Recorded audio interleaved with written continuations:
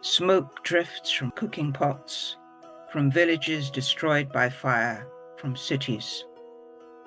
Rain spits against a bricked-up hearth, assuaging grief that may not be forgotten. I see things in the smoke, choose to see shapes of those I loved, their long-gone laughing welcome, and hear things in the rain less willingly. Some of my parents' legacy came to me at that point, and I set up Palewell Press, and I love what I do. I love the feeling that somebody can share their story, share it in a safe space, be listened to, be talked to with respect, be kept in communication. Hello, everyone. Welcome to RawPods, Conversations on Creative Ideas and Expression, hosted by Rawanee.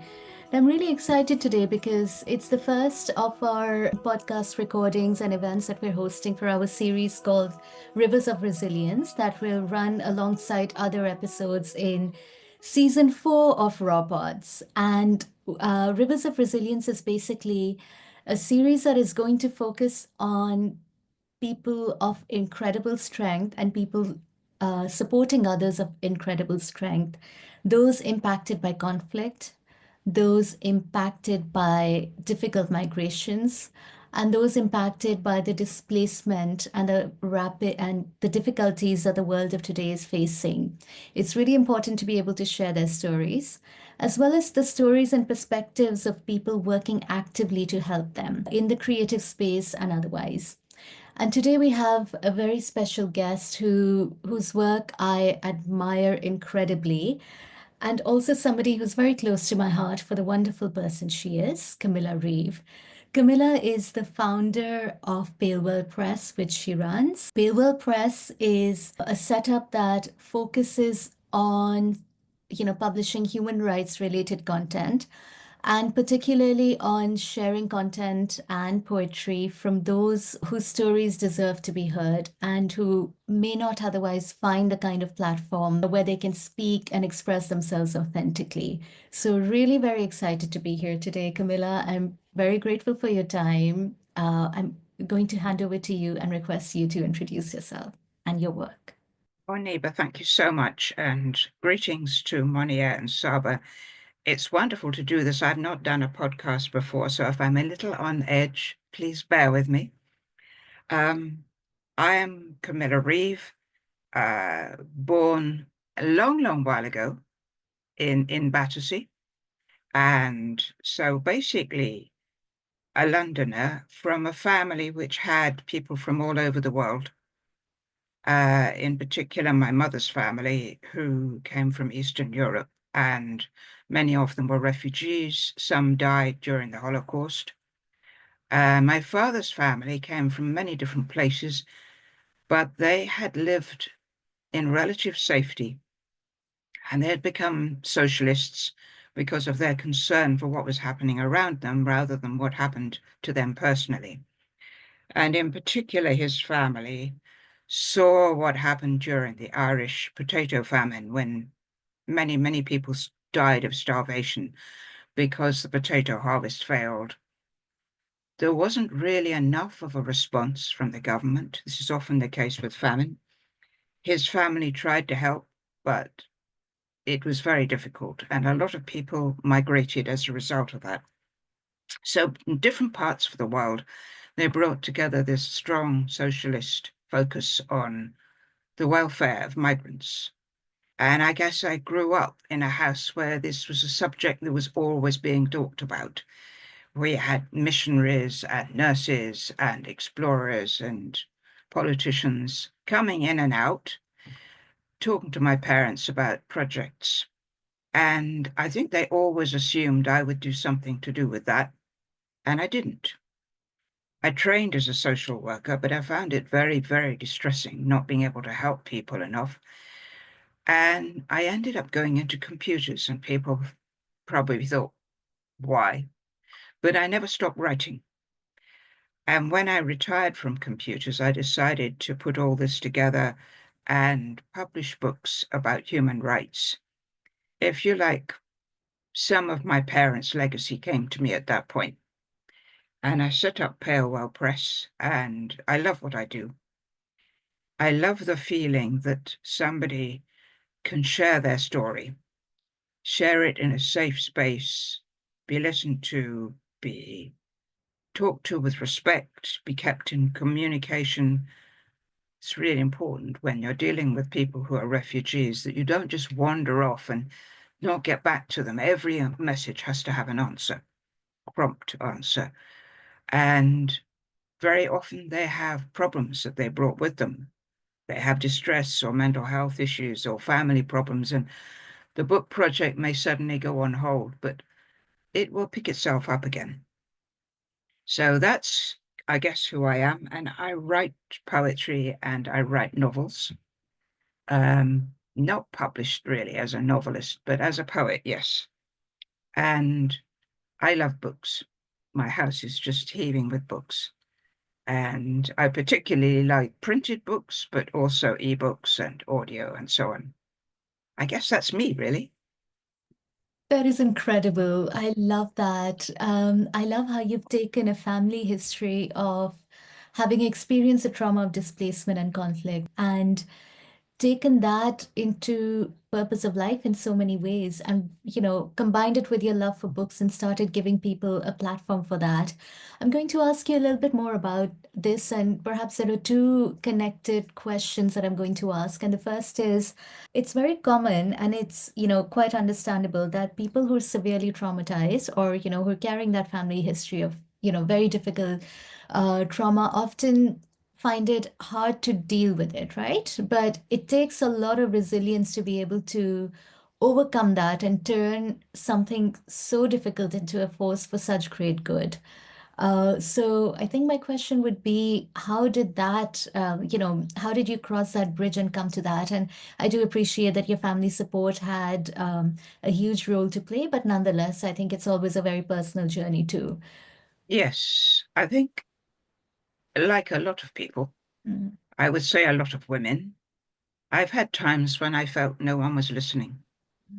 And I've needed to express myself. And very often I do that with poetry. And I put into my poetry as honestly as I can how I really feel. Sometimes those poems cannot be shown to anyone because they would hurt people. But I have to be honest with the page in front of me. And I always say to people, I don't mind if you don't write a form, if it doesn't rhyme, if you have a bit of prose mixed in with the poetry. Tell me what you think. Tell me what you feel. Tell me as a fiction, if it's too painful to do it as a memoir, but feel that you can express yourself on the page because from this will come some kind of healing. Mhm. And it very often means it takes longer. Yeah. Or seeing the book during the process is quite distressing. And then when it comes to a close and they say, yes, I'm ready for it to be printed, there's a kind of stepping into the light, which is marvelous. And they stand there with their book in their hand and a smile from here to here. And I feel I have had a good day because that's what I'm here Yeah. for. And it's just as good if you're dealing with people who are contributing to an anthology. It doesn't have to be their whole book. Sometimes people feel safer with an anthology because they are with a lot of other people. It is not their name on the book. And some of my authors, they cannot have their photo published. They cannot use their own name. And in some cases, gender issues and other issues, they don't even tell their family it was them. Mm. But the telling of that story is still really important to them. And so I'm like a kind of, someone compared me to a midwife. I think that's very kind of them. But I'm there to help them bring the story out. I can't do it for them. I have to be their friend and let them work alongside me. I don't want to tell their story for them. And for that reason, I also very rarely edit just for correct English. I edit for meaning. If the English is a little bit new and fresh to them, that doesn't matter, provided everyone knows what it means. Yeah. Beautiful. And I had goosebumps listening to that because I can just sense how intensely personal and beautiful the process is. And I often hear writers complain about how editors completely distort what they're trying to say, both in terms of form and structure. And this is something I found with Rawanee as well. For our work, we've had feedback on changing the language that people are using, right? But we are not, we may be learning English as a first language, but we are not native English speakers in the true sense. And language does evolve with place, with geography, with life experiences. So that's beautiful. So when you talk about, the writers going through this process and you supporting me, it sounds like an absolutely beautiful journey. And I do want to ask just for the audience, because they're quite new to this, and also because I think I'd myself be interested in knowing as well. So you work with refugee and migrant writers from across Yeah, the world, sharing human yes, rights related content. Could you tell us a little bit about, particular moments and journeys with specific writers, if you're happy to share that you've really absolutely. enjoyed and, that have meant a lot to you? Yeah. Yes, I mean, one of our recent writers is Malka Al-Haddad. You may remember her from the festival we did last year. Malka was a human rights defender in Iraq, and she was being persecuted for it. She came over here to do a study and began getting death threats and couldn't go back. But the Home Office didn't believe her. They Mm. didn't believe her, and it took her 11 years to get even permission to stay. And as a result, her mental health struggled enormously. And she has produced a different book as well as the one that I've produced. But she's just such a wonderful person. She has such passion for freedom, always helping other people, not just herself. And her poetry about the process of being accepted in the UK, the lawyers, the Home Office officials, the doctors, they all play a part in those poems. They are very genuine, and I'm absolutely convinced that they happened. And this is something that means a lot to me. I have once or twice received manuscripts from people who try and turn their story into something they think the world wants to hear, with humor or anger or whatever it is. And if it doesn't feel true, I can't publish it. It has to feel like he or she really believes this happened to someone else, perhaps near them. A new book we're looking at now, um, it has a working title, The Hope We Still Hang On To, is by a Chilean author who was tortured in prison and wrote about the experience of being in prison for her beliefs in Chile. Her book is completely convincing. It's very, very difficult to publish. It contains torture and awful political repression and deaths, but it's an important book. And we are producing the English version. It has already appeared in Spanish. So these are the sort of criteria that come to mind when I'm working with people. I hope that answers some of the, Yeah, that's beautiful. And I think that also gives people an idea of, the depth of the work and the importance of the work.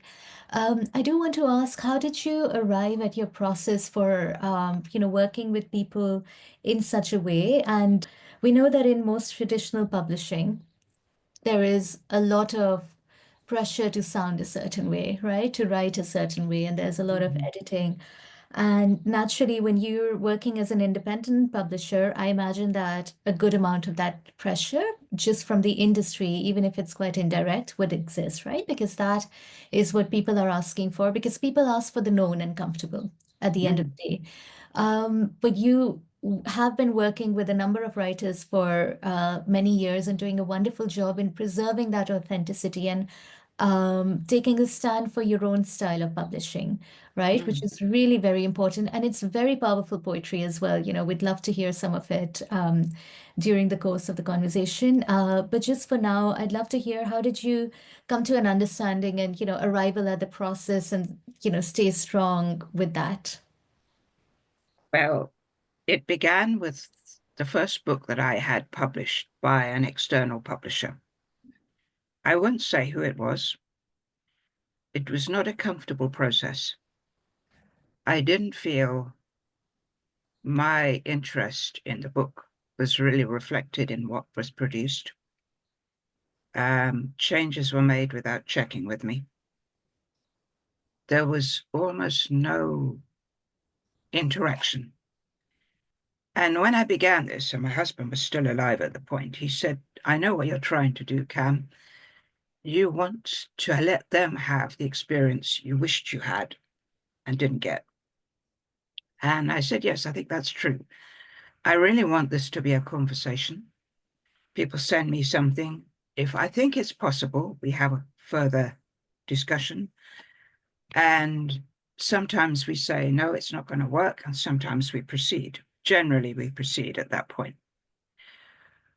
But all the time that they're waiting for me to get to them, because I publish a certain number of people every year, if they want to add to the book or change the book, they can, and we can have another discussion. If they then come to me and say, why did you leave out this one poem that absolutely I'm passionate about? Very often it will go back in. It has to work for them. If it doesn't work for them, basically they can walk away. So the contract is very light. They give me permission to publish the book, but either of us can walk away if the relationship doesn't work. It's terribly important not to let people feel trapped. Not to let them feel that, having said in May 2025, yes, I want you to publish my book, and then in June, something happens to their family and they're terrified about publishing anything, then that's it. We don't do it. This has happened.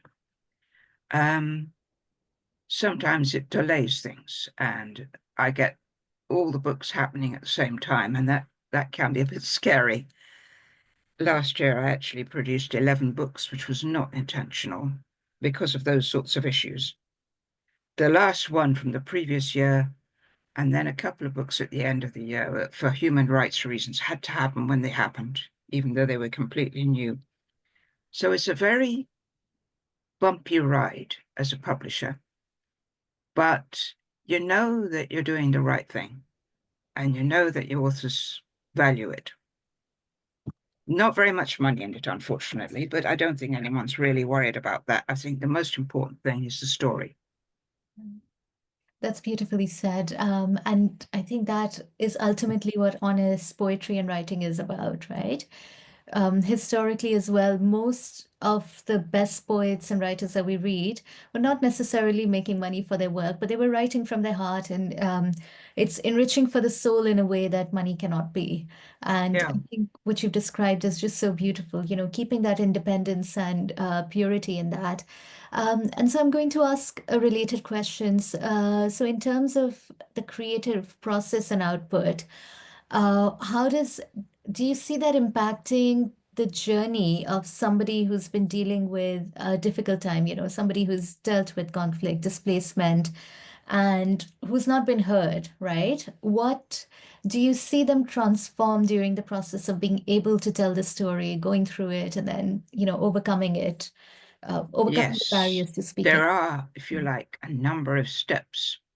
The first one, somebody, usually it's one of the people I already published or another person in the refugee community, will say to them, have you talked to Camilla? So they will contact me and we will have a conversation. It's not really a book submission in the formal way, but if it sounds like there is a book, then I will look at the manuscript and agree whether or not I can produce that book. So they have now had me listen to them, which is a step. And probably they had their friend who introduced me. Listen, And then the next thing is to see the book formally laid out, the manuscript with chapter headings or an introduction, maybe a map, some bibliography or personal details. I very often say, will you write me an introduction that puts a frame around these poems? Because, so for example, one of the ones I'm going to read later, she's from Ukraine, and she did a 3-page history of Ukraine, which just frames, and then a 3-page on how her family was affected by the problems. And then we get the poetry and a map. So it's a very rounded piece of work. So at this point, I'm dealing with their manuscript in private. But we agree that if they have places where they can go and read maybe 2 or 3 poems and tell the people that they're going to be published by me, they begin to share the stuff more widely. And then we have the lunch, where they have a lot of people listening, maybe online or face to face. And every time somebody listens and goes, or no, in the audience, that tiny bit of resistance inside their spirit relaxes a bit.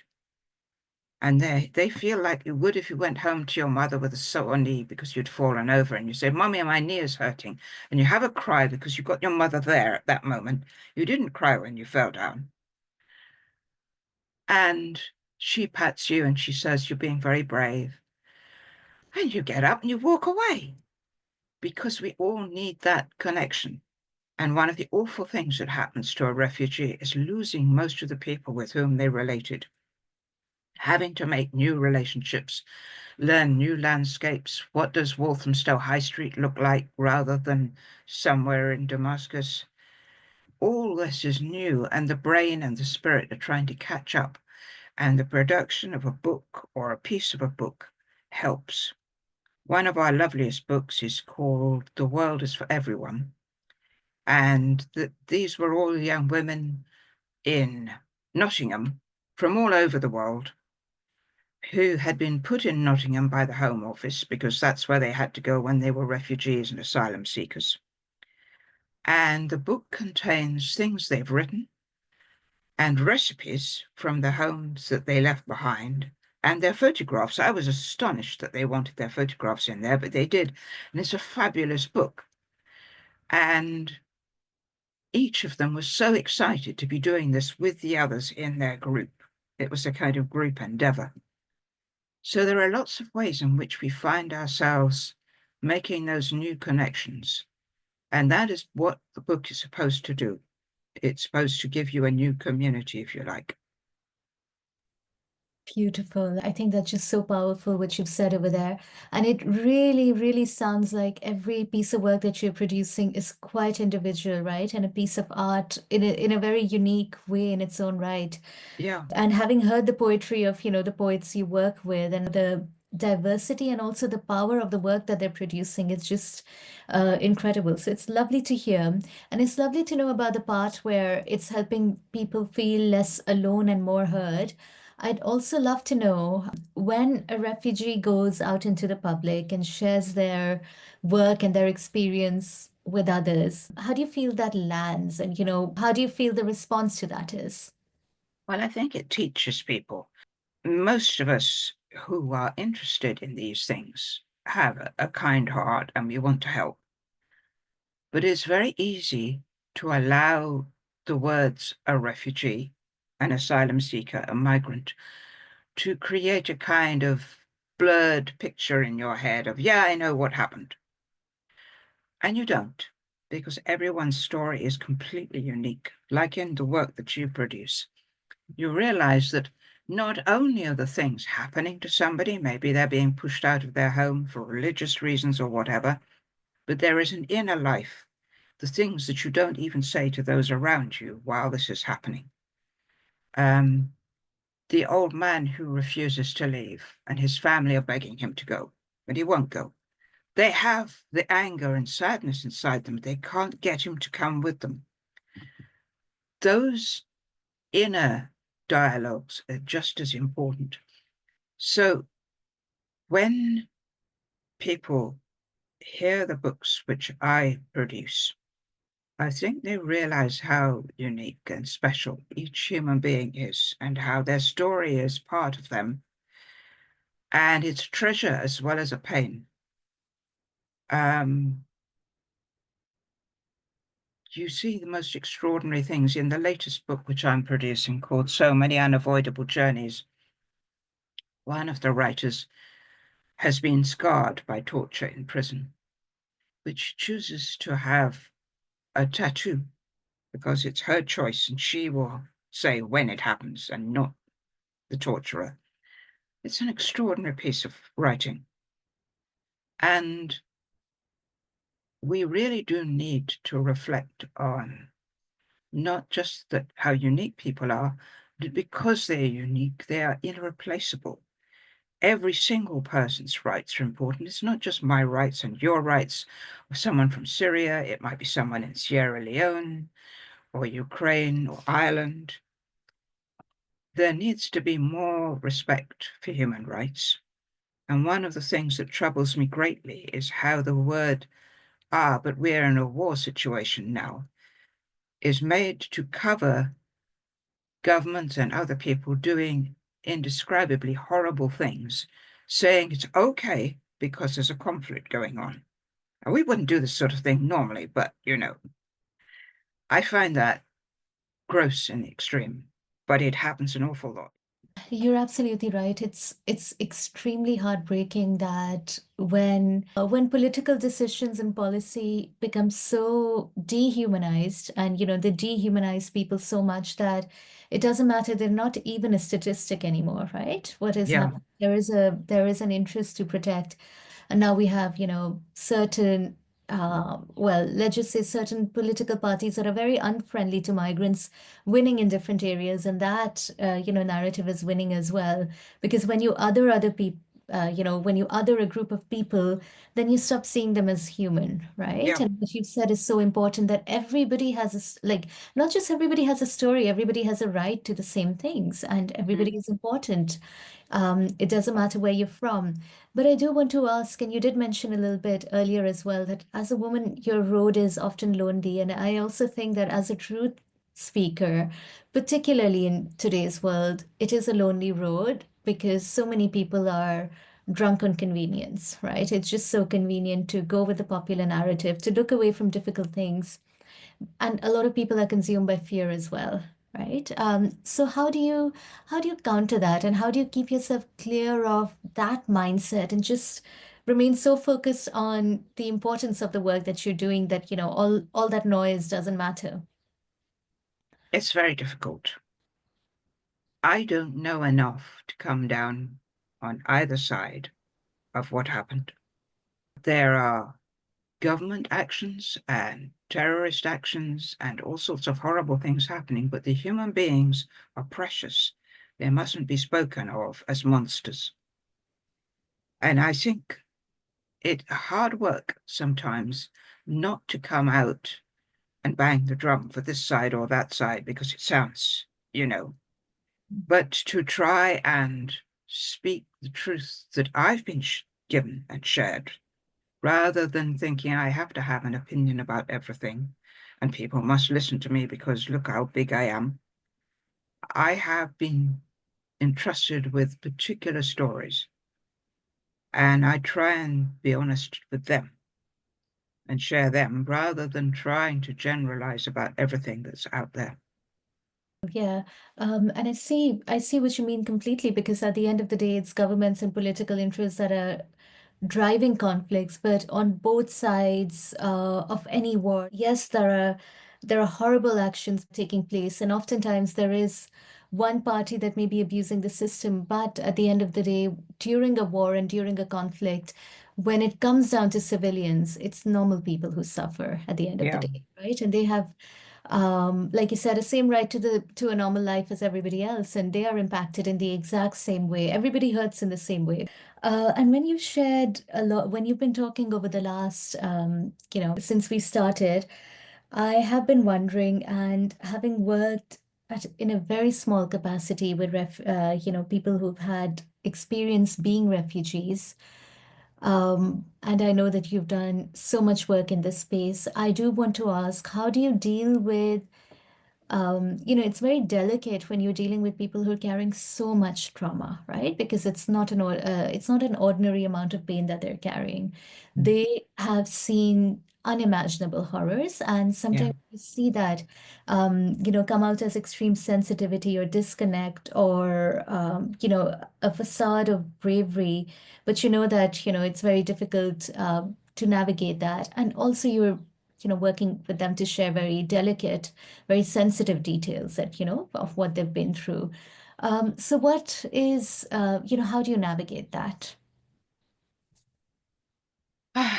With difficulty. I I have to accept that I don't know what they've been through. There's a very awkward phrase, you know, I can imagine this must be very difficult for you, or I'm sure this, that, or the other. You have to be fairly careful not to assume that you know and not to say that you know what's going on. In this way, the stories and the words are a help to us. They're like they're like a bridge. The person says, "These are my words. I'm sharing them with you." I take their words, I turn them into a book, I hand them back and say, "How do you feel about that?" I don't expect them to look me in the eye and say, "I was raped," or "I saw my mother killed." But I do expect them, if they want to write about those things, to put down some words and share them with me. And that takes a tiny, tiny bit of pressure off both of us because they write in private and I read in private. Stephen King described this as a new kind of telepathy. He said, I sit here and I'm writing my stories, and you know what I mean. He says, you know, when I say there's a blue rabbit on the table with the number 8 on the back, you're really only interested in the number 8. And it is a kind of telepathy. It's a very quiet dialogue, and it has a lot of space in it. It could take days, take months. At the end of it, we have an agreed set of words that they feel they can share and I feel I can publish. And once or twice, I've had to say to people, I can't do that.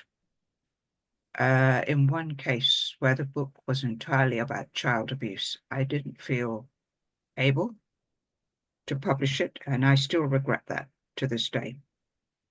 I do find descriptions of torture very hard to publish, but someone has to do it. But it is very much using the book as a kind of life raft for their feelings. They hand the book to me or the little bits and pieces that they have, and they say, can we turn this into a book? And once they see it begin to take shape, they do get a bit more confident. It's not the kind of trauma reduction work that happens at Freedom from Torture, but it's going in that direction. That's beautiful to hear. And I see the strength it takes to say someone has to do it, right? It's not easy for you as well. This kind of work and doing anything to support vulnerable people, it takes a lot from you personally, but the fact that you're carrying on and doing it, I think is absolutely remarkable. And I do want to ask you, how has this work changed you over the years? That's a good question. It's made me feel I'm not letting down my mum and dad and their vision for a better world. We haven't got to the better world yet. Would you believe they were at the first meeting of the United Nations? And they couldn't believe how the world took a really good idea and twisted it up. I'm happy to do the work because I feel I have to give back. But I also meet so many wonderful people. I have a dear friend who's in prison in America. He was on death row for a long while. I published a book for him. And I feel enriched by the people that I have met through these books, and they make me happy. Even though the book itself may be sad, the act of publishing it makes me happy. Creating a cover, launching it is a good thing. And it's a thing that wouldn't happen if people didn't run independent presses. Beautiful. Yes. No, thank you for sharing that. I'm sure the audience would love to hear some poetry now. So I'll just ask one final question before we move Mhm. on to it. And that is, what's next, both for Palewell Press and also in terms of, the sharing of these important stories in the industry and more widely? Where do you see that headed ideally and realistically? And also, what's next for you at Palewell Press? Well, one of the things we talked about are what are the stories that are not being told yet? And I think the first one that comes to mind is beginning to be told, but is still in its, if you like, infancy. And that is the problem of inherited trauma, where you know that your family were treated appallingly, and you physically have survived, but you still carry those scars. And I've seen a lot of evidence of that, but not many people write just about that subject. And I think it's quite important. And the other subject, which I think is coming to the fore, has to come to the fore fairly soon. If you have a situation like Syria where people feel the regime has changed and maybe it's time to go back, how will that be for them? What kind of experience will they have if they do go back to the place where all sorts of terrible things happened and maybe will continue to happen? Is it still something they want to do? I think those stories have yet to reach us. So those, if you like, what I think is happening in the industry. Personally, I'm very excited. I've been asked to judge a poetry competition by Together in the UK. I don't know if you know the charity. Um, they help people share their stories and they also help them adjust to life in the UK. And they're having a poetry competition, um, giving people the space to explore different aspects of migration, to write about themselves, their family, or their ancestors' experience. So I'll be judging that later in the year, and I'm really looking forward to that. But I'm also having fun because I'm writing a trilogy for young adults. I've self-published the first one. It's a fantasy set in the future about a girl trying to deal with climate change. I finished the second one and I'm in the middle of writing the third, and I just love writing. So I have a lot of fun doing that. And that's something I hope to do something more with over the next year or so. That's lovely. Yes, we do need to hear more from you because you've worked so hard over the years, giving a platform to so many writers, and that's beautiful work. But you have so many stories of your own to tell. So really Mhm. excited and very happy to know about that. So thank you. This has been absolutely beautiful and enriching. I would love to, and it would be great for the audience as well to hear some poetry from poets that you've published as well as from yourself. Okay, I will start with one from Malka, whom you remember from last year. Uh, Iraqi human rights defender treated appallingly by the Home Office, yells, would, everything that could happen did happen. And this is the title poem of her book, The Truth at the End of the Night. I lie about everything. This is what the representative of the Home Office said to me. The truth is that I lied to my children when I promised them a roof to protect them from the fragments of war. I lied to my father when I told him I had stopped being afraid of invaders. I lied to my mother that one day I will free my sisters from the chains of the clan. I lied to my friends who were killed in the war that I would meet them and drink together in front of the Statue of Liberty. I lied when I reassured my love that we would master turning the pages of disappointment and our freedom aches would not last long. After 10 years of Home Office challenges, still their hands are spiders, mapping bullets in the walls of my sanctuary.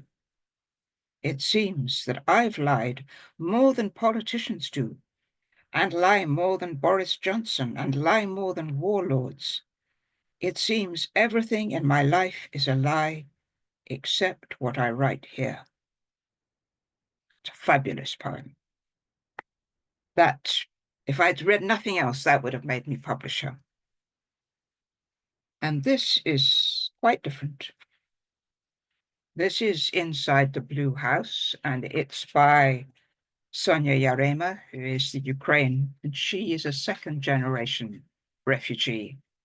And after her parents both died, sadly, she went back to try and find some of her relations. And these poems are about that experience. My uncle told me one man in the village was so scared of the Russians that he took every memento of his brother and threw each one onto the fire, lest the communists punish him for having a relation the other side of the Iron Curtain. Now he has no living brother and nothing to show he was here. That makes me cry. It's incredibly moving, the sort of things that people write. And I would like to read one of my own. I write about war and freedom a lot. But this is about Gaia, the goddess of the earth, who looks after us all. And it says something, if you like, about inherited trauma as well. Gaia's children. I lie here while the rivers of history snake their lazy ways around me. Shawanasee or Washtanong to Dubawasi, bright waters far away going. Along their banks, obscured by rampant leaves, rise and fall proud names like Angkor Wat, Thebes, Gedi. Exotic birds flirt through the branches of uncounted trees. Swept up by empire, unprotected by religion, smoke drifts from cooking pots, from villages destroyed by fire, from cities. Rain spits against a bricked-up hearth, assuaging grief that may not be forgotten. I see things in the smoke, choose to see shapes of those I loved, their long-gone laughing welcome, and hear things in the rain, less willingly, tears, the pain there's no avoiding, the constant disentangling of how to make the best of situations. At the river bend, a woman stands, basket on head, baby on hip, surveying the water's flow, naked except for a swirl of weed around one ankle, smiling gravely, in the moment but seeing past it, to last year's death of mother, to not yet other children.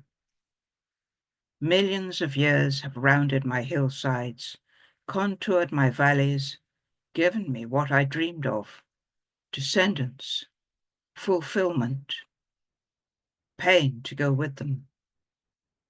In the longer term, the very longest, a balance is struck, natural justice, and I lie here momentarily content. Thank you. It means a lot to me, that poem, because very often the people who were abused are no longer with us. And what you're doing is talking to their descendants, trying to help them find justice, at least to have their story told. And I think that's what that poem's all about, really.